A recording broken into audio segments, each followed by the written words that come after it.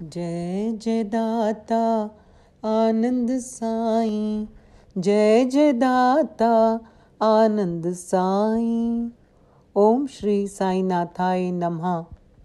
बाबा का ही सिमरन कर, बाबा को हृदय में राख, बाबा की परम दया पाकर राम नाम का अमृत चाख, राम नाम का अमृत चाख। श्री साईं गीता श्लोक नंबर 1316। जैसे सतयुग में श्री शिव जी, त्रेता युग में श्री राम जी, द्वापर युग में श्री कृष्ण भगवान, वैसे ही कलयुग में श्री बाबा महाराज अवतरित हुए हैं। कोटि ब्रह्मांड नायक श्री बाबा सरकार का नाम भवतारक है। पतित पावन हमारी बाबा सरकार को हृदय में विराजमान कर राम नाम लेना है। नाम स्मरण में ही प्रभु की दया छिपी है। श्री बाबा ने शिरडी में अपने भक्तों को किसी आसन या प्राणायाम का कभी आदेश नहीं दिया। वे सभी को कहते थे कि चतुराई त्याग कर सदा साईं साईं स्मरण करो।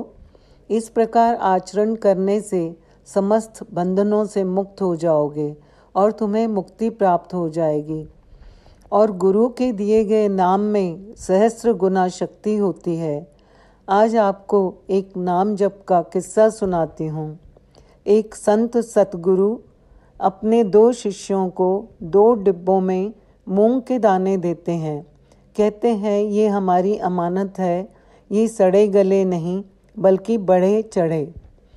ये ध्यान रखना 2 वर्ष बाद हम आएंगे तो इसे वापस ले लेंगे।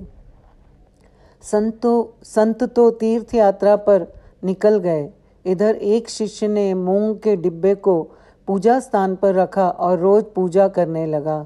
दूसरे शिष्य ने मूंग के दानों को खेत में बो दिया। इस तरह 2 साल में उसका बहुत सारा मूंग जमा हो गया। 2 साल बाद सदगुरु वापस आए।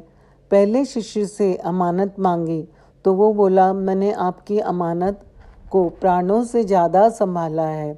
रोज आरती की, पूजा अर्चना की। तो बोले, लाओ जरा देखूं। संत ने डिब्बा खोला तो मूंग में घुन लगे पड़े थे। संत बोले, क्यों बेटा, इन्हीं घुनों की पूजा करते रहे। शिष्य बेचारा शर्म से सिर झुकाए खड़ा रहा।